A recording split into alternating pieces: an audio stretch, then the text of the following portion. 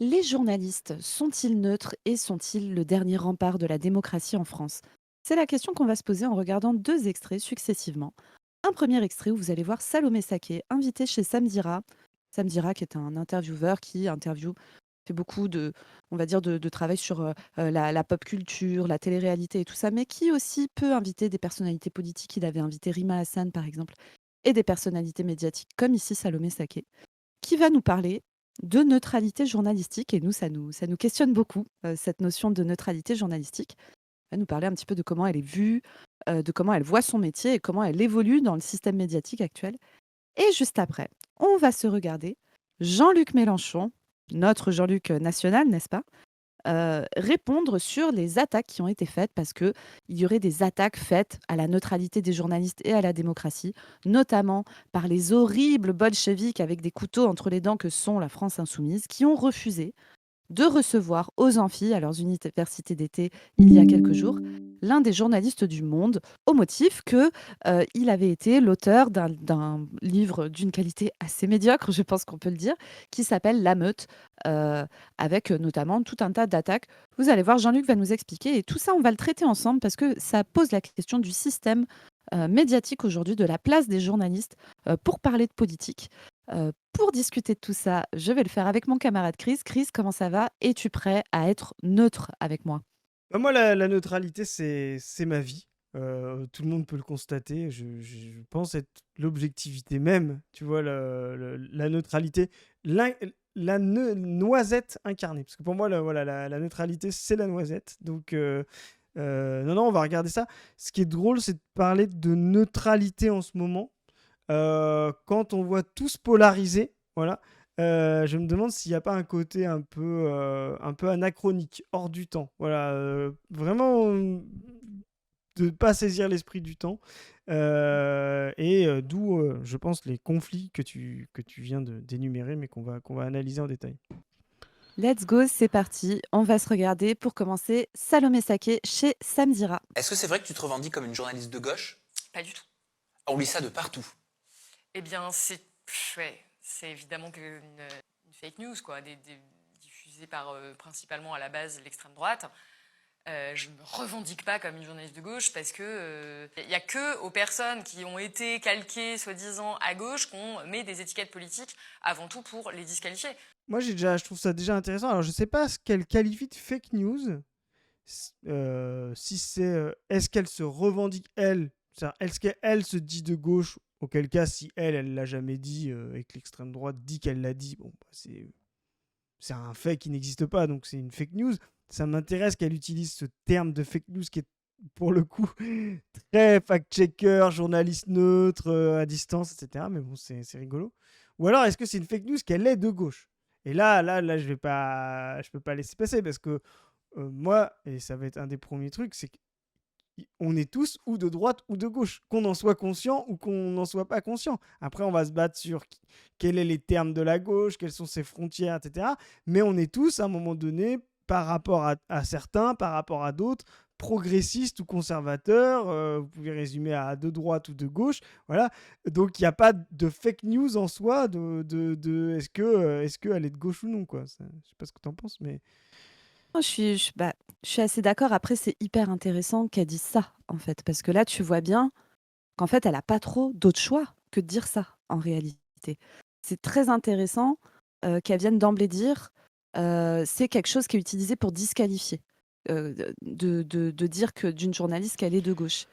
Et ça dit vraiment quelque chose, je trouve, de comment une femme comme Salomé Saké, parce que Chris, moi je suis d'accord avec toi, enfin, moi je regarde ce que fait Salomé Saké, je regarde ce qu'elle dit, alors elle n'a pas uniquement un rôle descriptif, et d'ailleurs on peut pas juste décrire, tu vois, on peut pas parler de politique sans avoir quand même une manière, on va dire, de se positionner. Euh, et dans les bouquins qu'elle a écrits, parce qu'elle a aussi écrit des livres et tout, tu sens que c'est quelqu'un qui a une sensibilité de gauche quand même, tu vois, même si elle ne se revendique pas comme ça.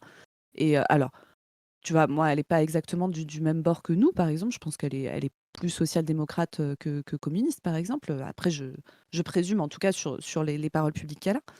Mais c'est hyper intéressant de voir à quel point elle, en tant que journaliste en 2025 en France, elle sait très bien que si elle se dit de gauche, en fait, elle va être disqualifiée dans un certain nombre d'endroits.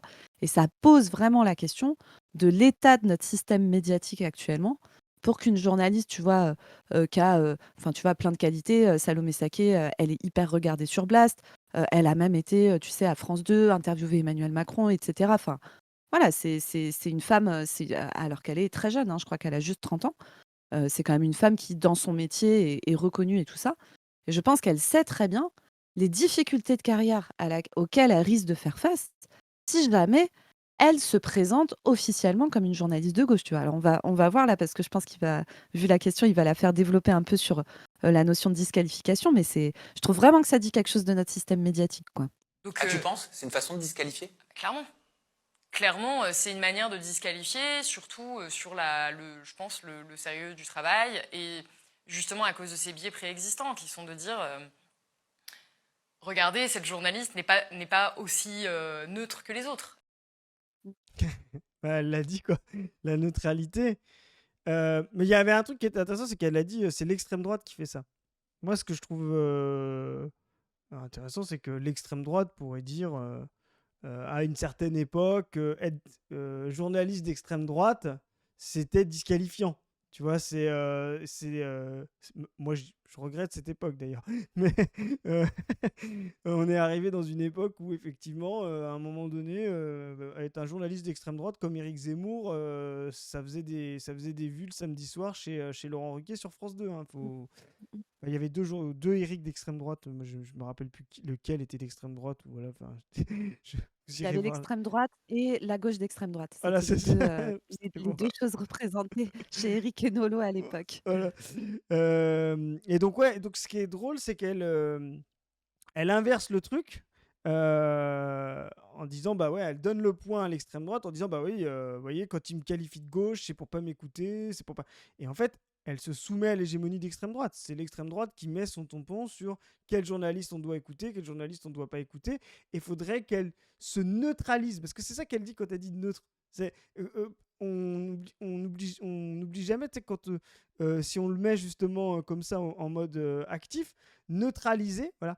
L'extrême droite essaye de neutraliser les idées de gauche, comme nous, les idées de gauche, on essaye de neutraliser l'extrême droite. Mais elle s'auto-neutralise, c'est-à-dire en n'assumant pas sa vision du monde, sa vision politique, en donnant le point à l'extrême droite. Et ça, je trouve que c'est significatif, en fait, d'une forme de résignation à l'hégémonie intellectuelle d'extrême droite qui, je pense, est aujourd'hui hégémonique dans le monde médiatique avec des gens qui sont conscients de l'être et des gens qui ne sont pas conscients d'être d'extrême droite non plus. Je vois ce que tu veux dire, mais tu vois, je trouve que allez, je vais te faire une grosse provoque, mon Chris. Je te trouve presque un peu libéral dans ta manière, d'attendre que Salomé se comporte. Parce qu'en gros, en fait, tu sais, alors moi, je sais que c'est pas ça que tu penses au fond, mais la manière dont tu présentes le truc, on a l'impression que Salomé Saké, elle est parfaitement libre en tant que journaliste, de pouvoir se positionner de telle ou telle manière. Et la réalité, c'est que si elle dit ça là aujourd'hui, il y a 2 trucs là à noter. Son truc de: «On serait considéré comme moins neutre» et tout ça. Alors elle, on va dire, elle abonde dans ce discours, mais parce qu'elle est prise là-dedans, c'est son métier, tu vois? C'est sa carrière qui se joue, enfin voilà, elle est prise dans ce système-là.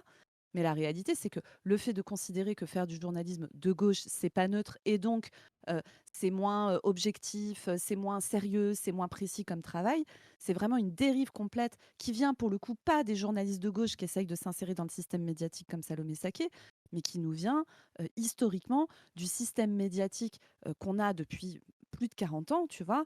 Moi, je sais que c'est beaucoup un truc, auquel, enfin, tu vois, qui a été dans le début de ma formation politique, tu sais, la critique médiatique. Heu, Serge Halimi, les nouveaux chiens de garde, tout le travail qui avait été fait par Acrimed, tout le travail qui était fait sur les éditocrates à l'époque, et c'est très intéressant de voir que les mecs qui étaient considérés comme des éditocrates quand moi je commençais à me former politiquement il y a 15-20 ans, sont toujours à l'antenne aujourd'hui, les Christophe Barbier, les Alain Minc, tu sais, tous ces mecs-là qui étaient censés être neutres, neutres, neutres, neutres, neutres, et qui en fait te récitaient et te récitent toujours le catéchisme néolibéral, tu sais, tous les matins. Moi, je me souviens quand je me levais sur France Inter, mes parents, ils écoutaient France Inter, Et t'avais mon père qui pétait les plombs sur Jean-Marc Sylvestre, tu vois, qui Ouais. racontait des conneries, tu sais, des conneries néolibérales à la chaîne. Et c'était censé être un moment d'économie neutre, alors que c'était clairement des mecs de droite, tu vois.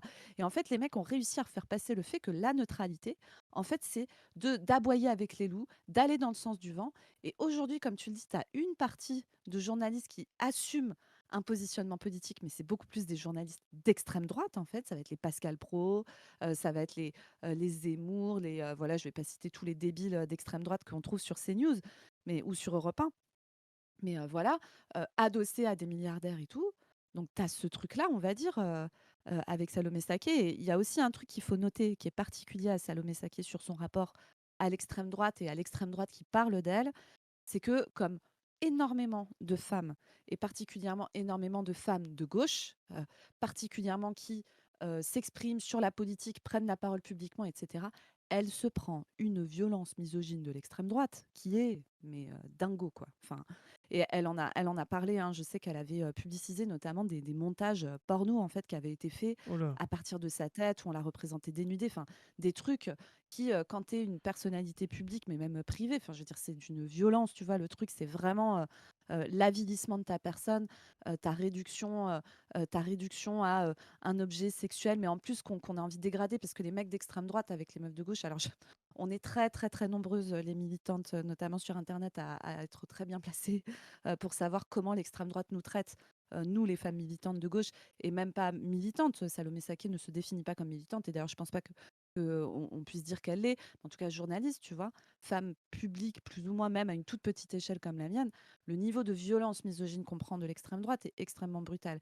Et je pense que je comprends comment Salomé, en fait, elle se retrouve probablement à essayer de retourner un peu ce truc-là, en essayant, tu sais, de reprendre une posture de sérieux. Et peut-être, alors là, peut-être que je suppute, mais peut-être qu'elle espère aussi qu'elle va s'éviter ce genre de colibé de l'extrême droite en se présentant comme plus centrale, plus neutre, qu'elle ne l'est, en tout cas comme nous on l'aperçoit de ses discours, etc. Tu vois. Non, mais c'est intéressant parce que c'est aussi, on voit l'évolution du monde médiatique. C'est-à-dire, quand Ah l'extrême ben droite oui. était minoritaire dans les années 90-2000, mais elle était en train de monter et elle utilisait Internet voilà, pour pouvoir dire les choses. Tu sais, tu avais toute cette histoire du politiquement correct. Tous les médias étaient soi-disant de gauche, il y avait un politiquement correct, voilà. Et donc, les médias, justement, qui, eux, se pensaient neutres, en fait, qui n'étaient pas de gauche, hein, qui étaient trop de gauche pour l'extrême droite. Donc, le spectre est quand même assez large, du coup. Voilà. Ça voulait juste dire des gens qui veulent qu'on respecte les libertés des individus. Ça va, voilà. Mais ils appelaient ça la gauche. Mais comme ils étaient hégémoniques dans les médias, etc., eux se pensaient comme un moment de neutralité. Et à l'époque, Salomé, Saké, elle s'en serait fichue d'être traitée de gauche. Parce que c'était pas un problème pour. Et c'est là où je vais dire non, je suis pas si libéral que tu crois, malheureusement. Malheureusement ou heureusement. C'était pas un problème pour sa carrière d'être qualifié de gauche par l'extrême droite. Voilà. Parce que c'était dans un paysage normal et l'extrême droite était minoritaire. Maintenant qu'elle est majoritaire, le fait d'être de gauche est devenu presque minoritaire et très insultant. Et donc, le spectre médiatique s'est déplacé à droite, et même des gens qui s'estiment toujours aussi neutres qu'il y a 20 ans, en fait, sont neutres, mais beaucoup plus de droite, voire beaucoup plus d'extrême droite. Et donc, le qualificatif de gauche qui, à l'époque, les gênait pas, les gêne aujourd'hui, et c'est ce qu'elle exprime là. Elle dit, bah moi, être étiqueté de gauche, ça me gêne, et je pense qu'effectivement, ça la gêne avant tout, non pas par rapport à ses idées, je suis d'accord, faut pas croire qu'elle ait simplement envie de se définir, etc. Mais je crois que, comme tu dis, par rapport à son plan de carrière et par rapport à sa possibilité d'être journaliste. Mais carrément. Et enfin, on va avancer un petit peu, mais Et je on crois, parlera après du système et médiatique d'ailleurs, ce après. qui est C'est qu'en fait, elle est dans une position de merde, en fait, vu l'état du système médiatique actuel, si elle est de gauche. et ce qui est en plus, je pense, dans la misogynie d'extrême droite, être une femme de gauche, c'est pire. Tu vois. Ah, Presque mais une femme. évidemment. Parce que déjà, je pense que même si elle n'était pas journaliste, une femme qui s'exprime, c'est trop de gauche pour eux. Tu vois, c'est presque ça, tu vois. Oui. Genre, une femme qui donne son avis, c'est déjà de gauche en soi, quoi. Mais d'ailleurs, tu sais, même les militantes d'extrême droite prennent des niveaux de misogynie. Alors, Voilà. elles en prennent aussi de la gauche, hein, d'ailleurs. Coucou les potes, nos camarades. Je pense vraiment on a des milliards de trucs à reprocher aux militantes d'extrême droite, notamment le fait d'être des énormes fascistes, par exemple, pour ne pas avoir besoin de verser dans des arguments misogynes pour les attaquer. Mais en fait, l'extrême droite en met plein la gueule, y compris aux meufs d'extrême droite. Mais alors, les meufs de gauche, mais vraiment. Et alors là, tu vois, que ce soit pour moi ou pour Salomé, on parle de meufs, tu vois, ou pour d'autres à qui je pourrais penser. Tu vois, Ercilia Soudé, par exemple. Ercilia Ah oui. Soudé, le niveau de violence qu'elle prend, de grossophobie, etc. C'est-à-dire que soit tu corresponds au canon de beauté et tu prends de la sursexualisation, mais hyper Oui. violente, hein. Enfin, pas un truc de séduction, de machin, vraiment un truc d'appel à la violence sexuelle contre ta personne, quoi. Euh, et d'autres personnes, d'autres meufs, tu vois, Mathilde Panot prend ça aussi. Ah ouais. Comme ces mecs considèrent qu'elles ne sont pas exactement dans les codes, alors en plus avec des relents souvent très grossophobes et tout, euh, Mathilde Panot et Ercilia Soudé, elles en prennent plein la poire, mais vraiment, sur leur aspect physique, l'extrême droite y va, mais comme des barjots, quoi. À des points où, enfin, je me dis, il faut qu'elles soient bien entourées, qu'elles aient les épaules solides, parce que c'est chaud, quoi. C'est vraiment chaud. Et donc, Salomé, elle existe dans cet écosystème-là. Et je comprends vraiment, je comprends la violence que c'est pour elle, hein, sincèrement. Elle serait gauche. Pour tous les gens qui sont à gauche, qui sont pas à gauche, ça rendrait mon travail complètement inaudible. Après, être à gauche n'est pas du tout mauvaise chose. C'est juste que c'est pas mon travail, en fait, moi, de me définir politiquement. Et surtout, bah, je ne soutiens absolument aucun parti politique. J'ai jamais soutenu aucun parti politique. J'ai jamais dit pour qui je votais. J'ai jamais appelé à voter pour qui que ce soit. Le seul truc où je me suis positionnée, c'est de dire, moi, je pense que l'extrême droite est un danger pour la démocratie. Oui, tu as sorti un livre d'ailleurs qui s'appelle Voilà. Résiste. Ce qui est drôle, c'est que ça me fait penser à un entretien d'embauche là. C'est genre, Ah oui. ça me fait vraiment penser. Mais vraiment, j'ai jamais fait ça. Vous pouvez regarder mon CV. Vraiment, prenez-moi. Promis, je ferai bien le boulot. Je serai neutre. Enfin, c'est. Et moi, elle a écrit un bouquin, là il le dit, qui s'appelle Résistons, et moi je crois en sa sincérité progressiste, à Salomé, je la considère dans notre camp, tu vois, dans notre camp Bien sûr, élargi, bien voilà. sûr, bien sûr. Mais Alors, moi je pense, elle est un poil molle pour nous, on va voilà dire c'est les ça, termes. voilà c'est Mais ça, voilà. après, non, mais dans l'absolu, mais on prend 1000 fois Salomé Ah Saké plutôt que ouais, Nathalie Saint-Cric, tu c'est vois? ça, Il y a exact. 0 débat. Enfin, voilà. Même que Léa Salamé, ou voilà, enfin. Ah bah Mais, oui, oui, oui, mais ce bien que je veux sûr. dire, c'est que là, c'est plus un conseil. Je pense même que euh, c'est pas le meilleur moyen en fait pour elle de résister que de se soumettre à ça et que de vouloir s'en résumer à la neutralité. Je dis pas que ça aurait été un faux en tout temps, mais je crois qu'en ce moment, c'est vraiment pas le bon moment parce que la société est en train de se repolariser, est en train de se reconflictualiser, et essayer d'être dans cette neutralité, c'est ce qu'on disait tout à l'heure en intro, c'est un peu être une noisette, quoi. C'est-à-dire que tu vas jamais donner de gage à l'extrême droite, tu seras toujours, parce que déjà tu es une jeune femme qui donne son avis et qui a des convictions, pour eux c'est déjà trop à gauche et ça sert à rien de leur donner le point, de les convaincre. Et je pense que dans la nécessité, ce qu'on disait nous, elle est trop molle, dans la nécessité de conflictualiser et de transformer la société, ben cette neutralité elle va servir à rien, quoi. Donc je pense vraiment, en conseil, c'est vraiment anachronique de penser que la neutralité va être efficace, ne serait-ce que pour faire reculer l'extrême droite, ce qu'elle tente de faire là quand elle dit ça et dans son livre, et même pour sa carrière. Je pense que pour sa carrière, il faut qu'elle affirme des idéaux, il faut qu'elle soit beaucoup plus offensive, parce qu'effectivement, ça ne lui permettra pas d'avoir le JT de France 2, mais je pense que ça lui permettra, comme disait Mélenchon, de s'attirer le respect des masses populaires. Voilà. Tu dis ça parce que tu es pro-diabolisation de tout le monde, Chris. C'est ça la réalité.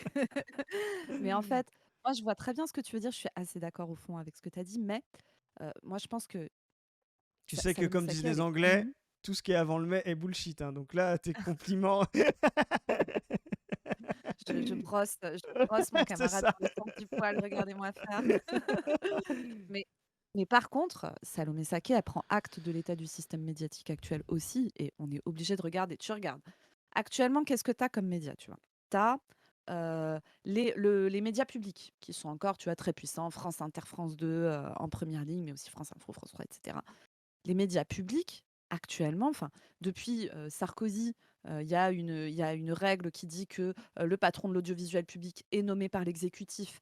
Donc, tu as de toute façon une tension qui se crée entre leur neutralité et leur indépendance et le pouvoir. Et franchement, enfin, je suis désolée, mais t'écoutes France Inter actuellement, notamment les matinales et tout. Enfin, moi, je les écoute de moins en moins.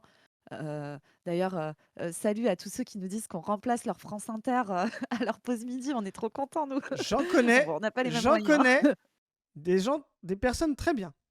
Oui, J'en dirai pas des plus. personnes. Mm. Je, Et je, je, je la salue. Voilà. mais en gros, tu as l'audiovisuel public qui c'est vraiment. Enfin, moi, je trouve que c'est Radio Macron, quoi. De plus en plus, c'est hyper prégnant. Et là, tu vois, les trucs récents du service public ou les quelques émissions qui restaient. Alors, tu vois, il y a quelques années, il y avait une émission qui s'appelait Là-bas, si j'y suis, qui passait de 17 à 18 heures sur un créneau hyper écouté sur France Inter, Ouais, qui était Mermet. Daniel Mermet, qui était vraiment. Enfin, moi, cette émission, elle a fait mon éducation politique en partie, hein, vraiment, c'était hyper à gauche, très, très, très, très, très à gauche. Et des reportages à l'international. Daniel Mermet, c'est un des premiers qui est allé sur place lors du génocide du Rwanda, par exemple, tu vois. Moi, j'ai un souvenir de cette émission qui est juste, enfin, c'est glaçant, hein, c'est atroce, mais il y avait beaucoup de reportages, tu sais, au Venezuela, au moment de Chavez et tout ça, enfin, des trucs absolument passionnants, quoi. Cette émission a été changée d'horaire à une horaire de moins grande écoute. Puis, complètement sabrée. Il y avait l'émission de Charline Vanhoenacker, tu sais, qui était heu, plutôt de gauche, on va dire quand même, quoi. Alors bon, moi, enfin voilà, comment dire? Moi, je suis pas, une grande, grande fan de Meurice et tout ça, mais c'est des questions de goût, je pense, enfin voilà. Mais c'était quand même vraiment plutôt un discours de gauche, on peut pas dire l'inverse, qui restait au milieu de plein de trucs de centre, voire même de droite, hein, Ah ouais, parce que et Dominique Seux, le matin, voilà, tu te tailles les oui, veines, non, quoi. mais bien sûr, évidemment, c'est l'enfant, c'est celui qui est c'est l'héritier de Jean-Marc Sylvestre de l'époque. Ouais, Sophia Et tu vois, Aram, ouais, cette émission, elle était tous les jours au départ, elle est passée seulement le dimanche et comme tu t'en souviens probablement, Guillaume Meurice s'est retrouvé à faire une blague sur Netanyahou que, enfin franchement, enfin moi je trouve vraiment mais anodine, surtout au vu, des discours qui ont été tenus ces 2 dernières années sur, le peuple palestinien et les justifications de génocide qu'on a vues dans les médias. Enfin moi je pense qu'il y a des dizaines et des dizaines de mecs qui auraient pu être virés, pour apologie de crimes de génocide, mais bon ça c'est voilà. Et lui, il s'est fait virer pour une blague sur Netanyahou et toute l'émission de Charline Vanhoenacker a sauté et passé chez Radio Nova. Ce que je veux dire par là, je suis désolée sur ce long développement, mais c'est l'état de l'audiovisuel public aujourd'hui est en train de se droitiser et la liberté de parole, et notamment quand on veut porter une parole de gauche, est de plus en plus muselée sur le service public. Sur les médias privés, alors là, on rentre dans des trucs, enfin, c'est des milliardaires qui détiennent les médias, en partie des milliardaires d'extrême droite. On a cité Bolloré tout à l'heure avec ses canaux CNews, Europe 1, qui c'est vraiment mes radios facho à des points qui sont juste hallucinants, quoi. Mais même, tu vois, même ceux qui sont censés être un poil plus progressistes, Kretinsky, tu vois, ça finance le printemps républicain, qui sont, je suis désolée, mais en fait aussi des idéologies d'extrême droite. Donc, tu as cet écosystème-là. Ensuite, à côté de donc dans ces 2 grands trucs-là, tu vois, je me dis une femme comme Salomé Saké qui a envie, je pense, d'avoir eu une carrière journalistique importante et tout, elle va se dire: «Bah, pour me faire embaucher dans des endroits comme ça, si je me dis de gauche, c'est terminado, quoi», et c'est elle a encore une fois, moi, je comprends pourquoi elle se dit ça. Et après, tu as les médias indépendants, type Blast, Mediapart, Le Média, hein, qui a un canal sur, la Freebox, je crois. Donc ouais, qui c'est diffusent ça. aussi à la télé, pas que sur internet, qui eux sont, des médias indépendants, dans lesquels on voit émerger des Salomé Saké, mais même d'autres figures qui sont, intéressantes, mais qui ont quand même pas, la même portée et le même poids médiatique. Quoique, hein, tu regardes, Blast, ça fait des centaines de milliers de vues, par émission. Je pense qu'il y a plein d'émissions, politiques, de chaînes d'infos en continu et tout, qui font, bien, bien moins que ça. Heu, mais donc elle existe dans cet écosystème-là et encore une fois, moi, sur un plan politique, en tant que journaliste neutre, moi, ça me fait péter un câble. Je pense que si on était dans une démocratie saine, tout le monde devrait dire d'où il parle quand il parle de politique parce que personne n'est neutre, ça n'existe pas la neutralité. Vous parlez forcément de votre position sociale et de votre point de vue et de vos opinions, même si vous essayez d'être neutre. Et moi, je pense que ça serait presque même plus un signe, de bonne santé démocratique et d'honnêteté et même de comment dire? Tu vois les mots qu'elle utilisait tout à l'heure, c'est-à-dire le sérieux du travail et tout. Moi, perso, je pense que j'ai beaucoup plus confiance en quelqu'un qui me dit frontalement: «Je suis de gauche, je suis de droite, je suis, communiste, je suis, libertarien» et cetera, avant de parler. Quelqu'un qui dit d'où il parle, plutôt que quelqu'un qui dit: «Ah mais moi je suis trop la neutralité et tout», parce que là, tu es sûr que tu vas te faire enfumer. Mais encore une fois, Taquet, elle est prise dans le système, dans la catastrophe du système médiatique actuel, où elle est littéralement muselée, quoi. Et bah, elle, sa technique de survie, c'est plus ou moins, comme tu dis, essayer voilà, de s'insérer là-dedans sans aller s'y opposer frontalement, parce que je pense qu'elle voit pas d'autre solution, quoi. Et ça, c'est des questions aussi de débouchés politiques à offrir. Il faut qu'on prenne le pouvoir, hein, les amis, pour qu'on soit plus dans ces situations, notamment avec une détention privée des grands médias par des milliardaires, ce qui est sur un plan démocratique absolument catastrophique, quoi. Ouais, ouais, bah, je te dis, comme il y a une erreur sur l'analyse concrète de la situation concrète, c'est-à-dire qu'elle croit encore que réclamer la neutralité, c'est un moyen, par exemple, de... Comme si, en fait, et d'ailleurs, elle est un peu contradictoire, parce qu'elle, elle va qualifier d'extrême droite certains journalistes, je pense, mais elle a raison. Et comme si elle ne pouvait pas s'auto-qualifier, en fait, politiquement. Moi, ça me dérange. Moi, quand on qualifie quelqu'un d'extrême droite, il faut qu'on se donne l'auto-qualificatif aussi, tu vois. Mmh. Tu viens de dire tout à l'heure, oui, de dire d'où on parle. Ça fait Mmh. partie des traditions marxistes, Bah oui. profondément, de dire d'où parles-tu, camarade. Voilà. Bah Nous, on oui. s'appelle Position Revue, la revue de notre équipe, voilà, de notre asso, c'est Position Revue. C'est aussi un hommage à la fameuse phrase d'avoir les positions de sa position. Et donc, c'est pour ça qu'à chaque fois que quelqu'un s'exprime, on dit d'où parles-tu, camarade, parce qu'on considère déjà que ce processus de retour sur soi-même, sur ses positions, sur sa position et ses positions, est déjà peut-être un moyen de se déplacer. Voilà, vous ne pouvez pas vous déplacer si vous ne savez pas où vous êtes. Voilà, et c'est déjà un processus dialectique. Euh, et donc là, je trouve que Salomé, elle voudrait exclure ce processus en qualifiant des gens d'extrême droite et en ne faisant pas ce retour sur elle-même. Je pense que c'est aussi voilà, une erreur. Ça ne marchera pas. C'est pas comme ça qu'on va combattre l'extrême droite. C'est comme ça longtemps qu'on a cru qu'on allait combattre l'extrême droite en disant il y a un arc un peu neutre qu'on appelait républicain ou je sais pas quoi, et puis en fait on va les qualifier d'extrême droite, on va les évacuer. On voit vraiment que ça fait monter en fait les choses et que paradoxalement, non seulement ça l'a fait monter, et en plus, ça, tout cet arc républicain s'est rapproché de lui, c'est ensuite extrême droitisé. Et donc, la gauche aujourd'hui, on est obligé de la revendiquer comme étant offensive. Il n'y a plus d'espace pour une neutralité progressiste. Ça n'existe pas. Le monde médiatique n'en veut pas. Il va continuer d'être conservateur et de continuer d'attaquer les gens qui veulent le remettre en question. Carrément. Allez, continuons avec Salomé. Et je pense que ça, c'est non négociable, notamment quand on est journaliste, en fait, tout simplement pour rester dans un endroit où il y a une presse libre et tout ça. Mais globalement, je suis quand même très, très distante, en fait, avec ces questions politiques-là. J'appelle pas à signer de pétitions, j'appelle jamais à manifester. Je me tiens très loin de tout ce qui est de l'ordre du pur politique. Alors après, la position sociale de Salomé Saké aujourd'hui, femme connue qui doit être, on va dire, relativement bien rémunérée, enfin, j'espère pour elle. Voilà, c'est aussi une forme. Alors là, je suis désolée, je vais lui rentrer un peu dedans, hein, désolé Salomé, mais euh, revendiquer le fait de pas appeler à manifester, de pas appeler à... C'est vraiment un confort que tu peux te permettre parce que tu es dans ta position à toi, tu vois. Et c'est marrant que juste avant, elles disent, voilà, je me positionne par contre contre l'extrême droite parce qu'il faut la liberté de la presse. Ça, c'est pas négociable. Il y a un petit côté un peu réflexe corpo là-dedans, hein, qui est un peu Ah oui. chelou quand même, hein. Bah, de fou, hein, parce que tu as envie de dire, bon déjà, avec tout ce qu'on a dit, est-ce qu'on peut parler de liberté de la presse dans ce qu'on vit actuellement? Moi, je pense pas, mais bon, là, je pense qu'elle est prise dans, encore une fois, ces trucs à elle où bah, elle joue son boulot, quoi. Donc c'est un peu chaud. Elle n'est justement pas neutre pour pouvoir parler de ça parce qu'elle est prise dans ses contradictions et elle peut se permettre, on va dire, le confort de ne pas appeler à manifester et tout ça. Désolé Salomé, mais toi, ce qui te semble le plus important, c'est la liberté de la presse au-dessus de tout. Il faut voir ce qu'on appelle liberté de la presse parce que moi, je ne pense pas que nous vivons dans un pays avec une presse libre aujourd'hui, ne serait-ce que par la détention privée des moyens de production médiatique par des grands milliardaires, par exemple, hein, ou par le pouvoir en place pour ce qui est de l'audiovisuel public. Mais en plus, j'ai envie de dire, enfin, je veux dire, c'est là, tu parles de ta liberté dans ta corpo à toi. Mais il y a plein de gens qui ont pour des raisons de survie, qui auraient besoin que des gens qui ont une voix qui porte autant que la tienne appellent par exemple à manifester le 10 septembre au vu de la catastrophe absolue que sont les annonces qui ont été faites par Bayrou mi-juillet. Et là, on parle de gens qui, enfin voilà, vraiment de leur survie, quoi.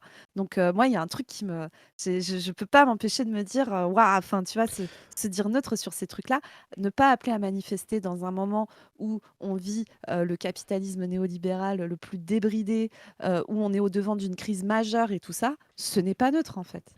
Non, C'est déjà une prise de position pour moi. Après, c'est bon, c'est ça. désolé, hein, mais Non, mais là, tu vois, il y a vraiment quelque chose de profondément libéral. C'est-à-dire l'idée même, en plus, qu'on peut séparer les activités comme ça des sujets. Euh, elle, elle, euh, elle revendique qu'il ne faut pas faire de politique, tu vois, quand on est journaliste, donc la neutralité, et en même temps, elle est citoyenne, elle exerce son droit de vote. Donc, moi, je dis, on devrait savoir bah, pour qui tu votes en fait. Moi je préférais que tous les journalistes disent pour qui ils votent, voilà, avant de nous dispenser des informations parce que cette opacité elle est problématique. Ou alors, allons plus loin, retirons le droit de vote aux journalistes. Parce que elle propose la. le fasciste, Non mais Christ est fasciste. pourquoi je dis ça? C'est une provocation. Et parce qu'en Oui, fait, je sais.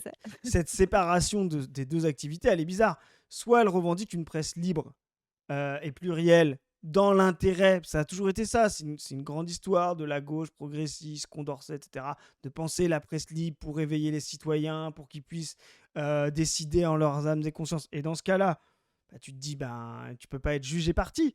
Soit effectivement, moi ce que je pense, c'est qu'il n'y a pas de neutralité possible à avoir, il n'y a que de l'honnêteté possible à avoir. Et de dire, bah, vous êtes toujours porteur d'une vision du monde, d'une idéologie, vous l'assumez, vous la donnez. Quand on vous pose des questions là-dessus, vous la niez pas. Moi, j'aurais préféré que euh, Salomé Saké nous dise, oui, bah effectivement, oui, je suis féministe, je suis écologiste, je considère que l'état de droit c'est important, je considère que le racisme c'est une structure à éliminer. Oui, je vais pas vous dire pour qui je mets un bulletin dans l'urne, mais c'est sûr que je vote pas pour l'extrême droite ou pour Retailleau. Ouais, moi ça gênerait personne et je pense même que elle emporterait plus d'adhésion que en essayant de jouer la neutralité. Parce que même cette idée même, et là on est au fond de la démocratie libérale, cette idée de on dit pas pour qui on vote, on se maintient, etc. L'idée même de l'isoloir, c'est intéressant cette idée de l'isoloir, cette idée d'être tout seul dans un isoloir caché. Ça montre bien qu'en fait, il y a des structures sociales qu'on ne veut pas avoir s'exprimer. C'est-à-dire on ne veut pas pouvoir dire, comment dire, publiquement pour qui on vote parce qu'on a peur des pressions sociales, comment dire, informelles, etc. Non, je veux dire, dans tout mouvement populaire, dans toute organisation, etc., on voit toujours que les processus de décision et les processus de vote, c'est toujours des processus, comme on dit, en assemblée générale, vote à main levée, etc., parce qu'on assume cette conflictualité. Et là, en fait, cette idée de se cacher, de se neutraliser, et moi, je ne vais pas dire de faire du neutre, c'est de cette idée de se neutraliser, c'est vraiment une vision parfaitement libérale, c'est-à-dire une vision qui essaye bah, voilà, de nier justement qu'il y ait des idéologies, des rapports de force qu'il faut affronter, qu'il faut assumer. Et dans une période où l'histoire se réchauffe et où le conflit est de plus intense, moi, ça me paraît problématique. Ouais, bah, je suis totalement d'accord. Alors après, je mettrai un mini bémol sur ce que tu dis, tu sais, sur le côté vote à main levée et tout. Dans une société où le pouvoir est détenu par Bien ton sûr. patron dans l'entreprise, etc., en fait, si les votes étaient publics, tu vois, il y a plein de gens qui pourraient prendre super cher parce qu'ils votent à gauche ou très, très à gauche dans leur entreprise ou dans leur village, ou tu vois, enfin. Donc voilà, le problème, c'est que justement, comme on n'est pas vraiment dans Oui, une vraie démocratie, ça serait un endroit où il y a pas de mecs qui détiennent les moyens de production et qui ont le pouvoir qui ont le pouvoir de te niquer sur ton travail, sur ton accès au logement, sur tout ça. Comme on n'est pas dans une vraie démocratie, bah, effectivement, c'est une solution. petite précision, hein. Moi, quand je dis justement que l'isoloir est un problème, c'est justement parce qu'il masque, il sert à masquer le rapport de classe qui est permanent. Et quand je dis qu'il faut qu'on l'abatte, c'est pas on abat l'isoloir et on se met à voter à main levée dans la société de classe bourgeoise. Non, ça permet, cette critique de l'isoloir doit faire ressurgir que, en fait, pourquoi il est là? Parce qu'on a une société de classe. Et si demain on veut pouvoir voter librement, faire du journalisme librement, dire ce qu'on est librement en termes de vision des choses et du monde, et ben c'est la société de classe et ces rapports de production qu'il faut abolir pour abolir l'isoloir. Voilà. L'isoloir n'est que le symptôme d'une maladie plus grave qu'est la société de classe. Voilà. Bah, carrément, carrément. Et donc, bon, alors les amis, on vous a dit au début qu'on allait enchaîner sur Mélenchon et sur les Insoumis dans leur rapport aux journalistes qui se sont fait beaucoup taper dessus ces derniers jours. C'est vrai que là, en fait, dans cette CAPS, on a bien vu que là, il y a un espèce de glissement, en fait, du monde médiatique où, il y a encore quelques années, le grand méchant loup, c'était l'extrême droite, etc. Et en fait, là, l'extrême droite est vraiment installée et légitimée. Et ceux qui deviennent les moutons noirs, les grands méchants loups, les ennemis du monde médiatique, ça devient ce qu'on appelle l'extrême gauche. Alors moi, je vous avoue que je suis traumatisée qu'on pense que LFI, c'est l'extrême gauche, hein. Enfin, vraiment, je pense que ces gens ne savent pas ce que c'est que l'extrême gauche. Ils ne sont pas prêts, hein. Mais bon, bref. Ça donne une idée de la droitisation, quoi. C'est que ça. Mais du coup, ça, les amis, comme là, ça fait un petit moment qu'on est avec vous déjà, je vous propose qu'on le fasse dans une deuxième CAPS que vous aurez Demain. demain, les copains. Dès demain, que nous, on va tourner tout de suite parce que c'est la magie du tournage, n'est-ce pas? Sur ce, les amis, écoutez, il ne me reste qu'à vous suggérer d'aller sur le site On ne veut plus, qui est un site de génération de visuels pour préparer la mobilisation du 10 septembre et les suivantes éventuellement, qui vous permet de générer des visuels pour les réseaux, de générer des flyers, des stickers, des affiches. Voilà, qui a été développé par notre équipe de La Brèche, mais dont le but, c'est vraiment que chacun s'empare, fasse ses propres slogans, ses propres revendications, ses propres doléances. Le site marche super, super, super bien, chef. On en est à combien là? On en est à 5 peu jours près de à lancement 100 000 visites par jour. Ouais. Et on en est à peu près à entre 15 et 20 000 comment dire, visuels édités par jour. Ça, c'est incroyable, Slogans quoi. par jour, donc on est Voilà. trop contents. Les gens, enfin, en plus, les gens font des trucs hyper créatifs, hyper drôles et tout avec. Enfin, franchement, ça pète de fou. Les gens sont trop forts. Donc, c'est vraiment les meilleurs trucs. Ça, tu laisses des outils comme ça à dispo et les gens s'en emparent et font des trucs de zinzin. Moi, je kiffe. Hein, c'est trop bien. Donc ça, on est ravis. Vous pouvez aller sur le site. Donc, c'est Et je précise un onneveutplus.fr. truc. Ouais, sur On ne veut plus. Alors, Vas-y. moi que tu allais le dire, parce que des fois, on fait ça en impro. Ouais, on n'a pas, on n'a pas, Non, mais c'est juste. Vous pouvez aussi faire vos PP, parce que il y a l'opération Tous dans la rue le 10 septembre, la grève, etc. Donc, on a fait des capsules là-dessus. Mais en attendant, ce qu'on veut, c'est aussi recouvrir. Les réseaux sociaux sont aussi un terrain de lutte. Voilà. Recouvrer de On ne veut plus les visuels, mais aussi vous pouvez recouvrir vos avatars, vos picture profile, comme on dit outre-Manche. Voilà, vos PP.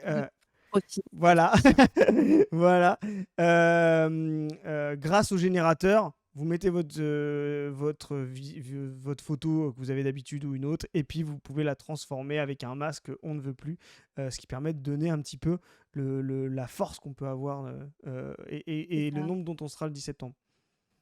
Et le mec qui a géré la DA, c'est notre graphiste et c'est stylé de fou. Voilà. Désolé, hein, nous, on est pour notre team. On est trop content d'avoir une team, une team comme ça. Parce qu'en plus, vraiment, vous n'avez pas idée, mais il y a vraiment des gens qui se sont bougés de fou pour faire ça très rapidement. C'est du taf qui taffe encore dessus là. Donc, merci beaucoup à eux. Et le Tipeee auquel vous pouvez participer, qui est en lien dans la description de cette vidéo, participe à financer ce type de projet-là, entre autres. Vous pouvez nous suivre sur Insta, vous pouvez nous suivre sur TikTok. On sort des shorts maintenant. Vous pouvez aussi aller voir nos shorts YouTube. Vous pouvez nous suivre sur Twitter, sur Blue Sky. Le Tipeee, je vous en ai déjà parlé. Vous pouvez aller lire la revue Position Revue ou un article incroyable de notre camarade Lizzie vient de sortir. Je viens de le lire et c'est un énorme banger sur les luttes trans. Bref, je vous laisse aller le lire. Il est vraiment très, très, très, très, très bon article et très, très, très actuel. Ça parle de comment on organise la lutte, comment on ne se fait paniquer par le libéralisme ambiant dans nos manières de lutter. Et c'est notre camarade Lizzie, qui est aussi militante à l'OST, qui écrit cet article qui est vraiment génial et qu'on vous conseille. Sur ce, on se retrouve demain pour la partie où on parle des journalistes et de leurs liens avec LFI. À plus tout le monde, salut. Salut.